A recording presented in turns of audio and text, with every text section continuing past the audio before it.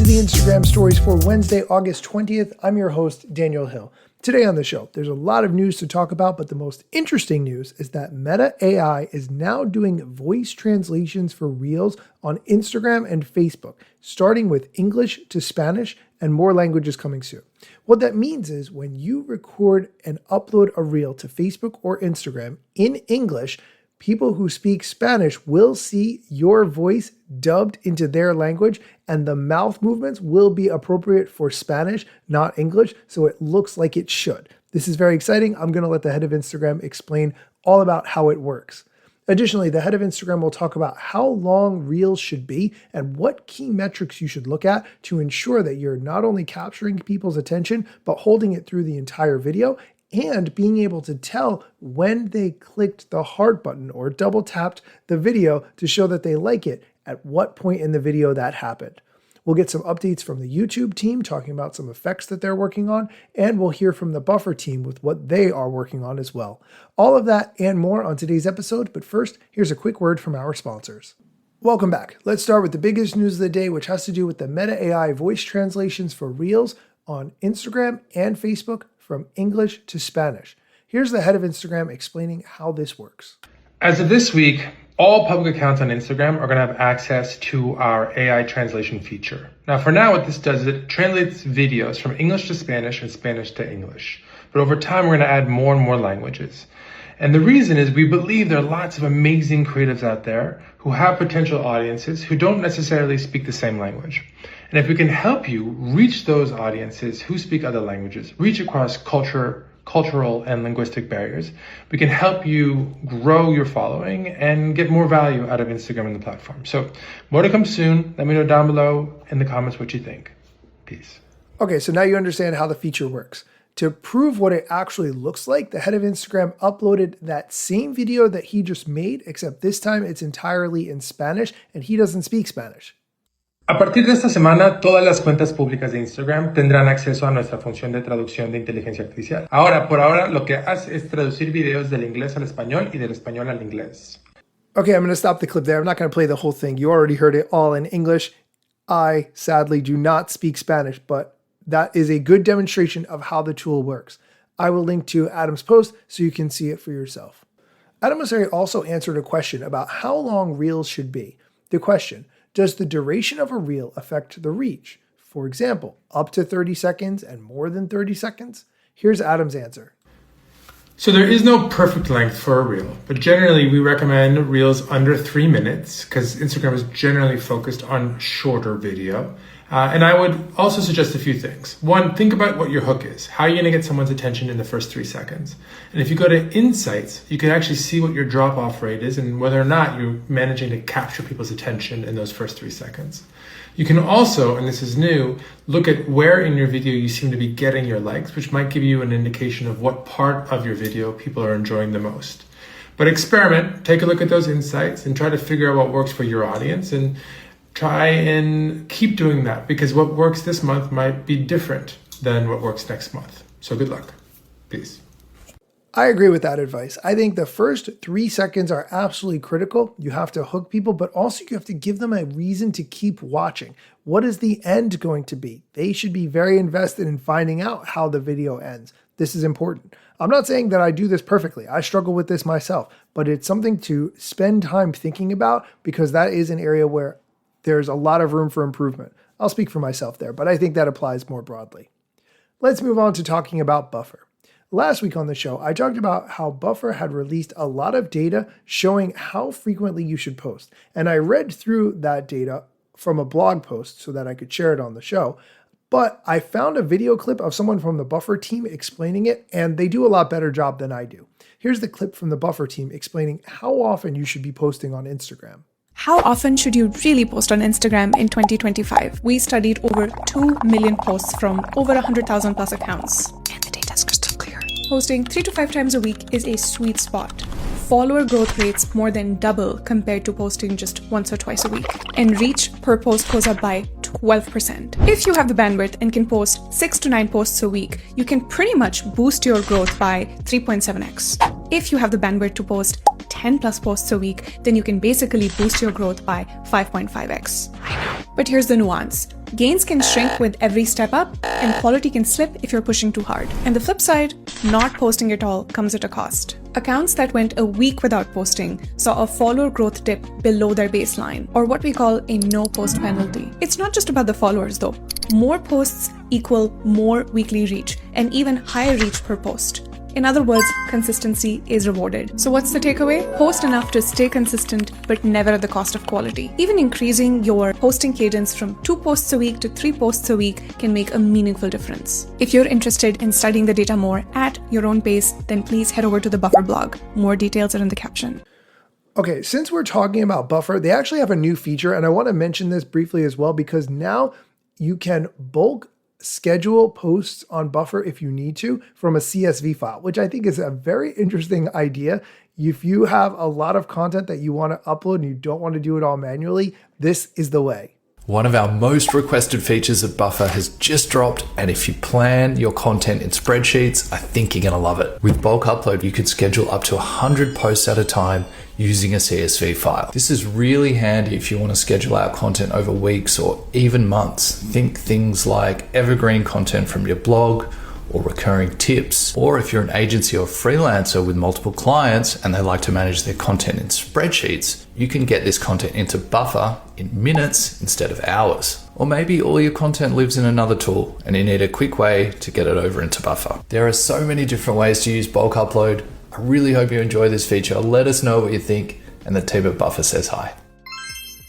Okay, we're going to take a quick break. When we come back, we're going to hear from Lauren, program manager at YouTube, with what they've been working on and their latest updates. Stick around. Welcome back. Let's dive into the YouTube updates, and here's Lauren from the YouTube team talking about what they've been working on. What's up, Insiders? I'm Lauren, a program manager working on our product team here at YouTube and the producer of Creator Insider. We're improving comment moderation in YouTube Studio. Up until now, creators could only select a limited number of comments to action on at one time. And now we're bringing the ability for creators to select all comments and take action like remove or report.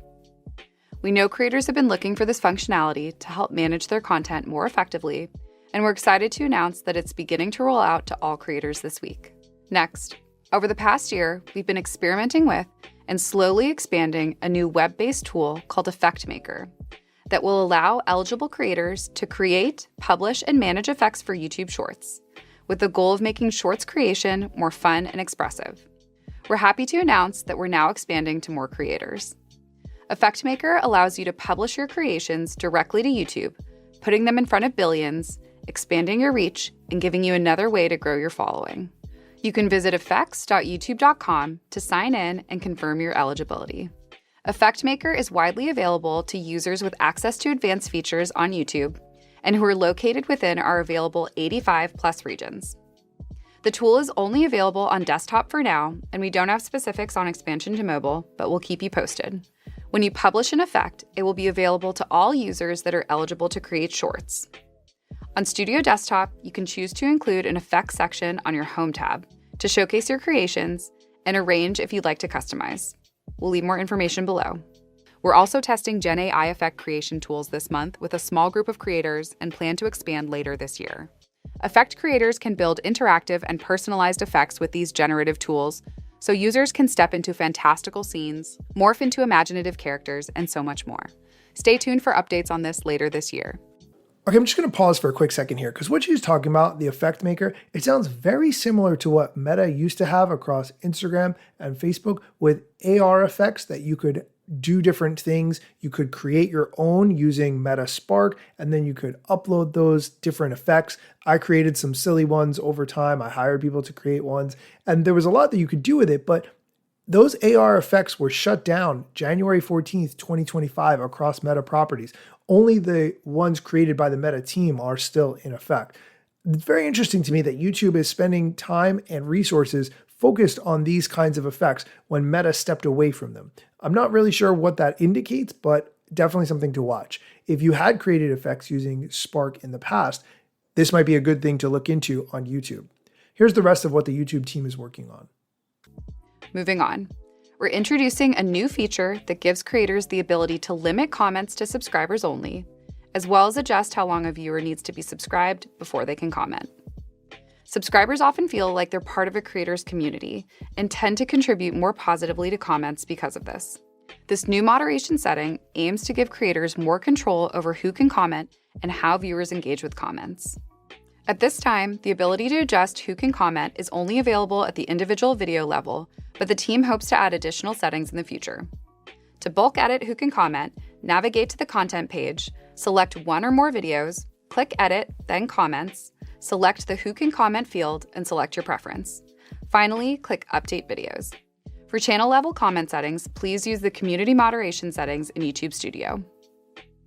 This feature is only available in Thailand on desktop and mobile at the moment, but the team plans to expand to more countries soon. Even if you don't have the feature yet, the team would love to hear your thoughts, so leave them below. Now, an update from Brand Connect to help improve how creators manage their brand collaborations on YouTube. We're launching a feature that gives creators the ability to tag their brand partners during video upload or when editing existing videos. This will be available globally on the YouTube main app or YouTube Studio for creators in the YouTube Partner Program. How does this help streamline partnerships? Creators can now associate individual videos with a brand, providing greater control over which content advertisers can use instead of sharing an entire channel. This also enables advertisers to promote a creator's sponsored content to a wider audience via partnership ads, which increase the visibility of the collaboration and can drive additional traffic to a creator's channel through a subscribe button, which will be included in the ad.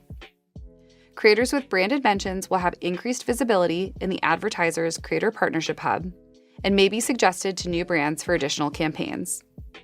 Lastly, advertisers will automatically gain access to valuable organic video performance data, which mitigates the need for creators to manually share performance data via screenshots.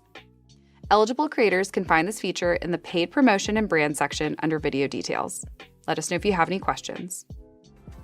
And that's it for this week. From the creators of YouTube to YouTube creators, we'll see you next week. Okay, that is going to do it for today's episode. Thank you so much for listening. If you would like to stick around after the music, you can hear me do Wednesday Waffle, which is where I talk about another topic that may or may not be related to social media. As always, thank you for listening. Instagram news got you covered, sometimes even TikTok. Relevant platforms in the metaverse ahead of the wave without a break or a pit stop. Still waiting for Zuckerberg to give me the big job. Pause. Use trademarks and logos with Insta's permission, of course. If you like the show and you gain some good info, maybe leave a review. It's a type of applause. Just drop me a message if you want to collab. If you got some good content or you want to run ads, at Daniel Hill Media is where I am. TikTok, Facebook and Instagram.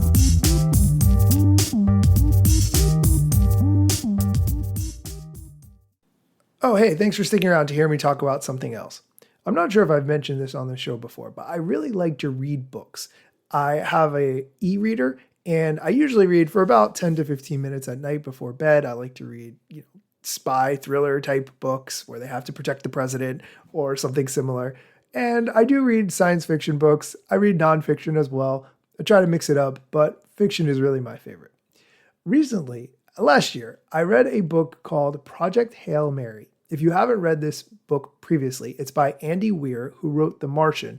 And I'm mentioning this because Project Hail Mary is soon going to be a movie with Ryan Gosling. You may have seen the trailer already. If you haven't seen the trailer, I don't suggest watching it because it kind of ruins some plot points.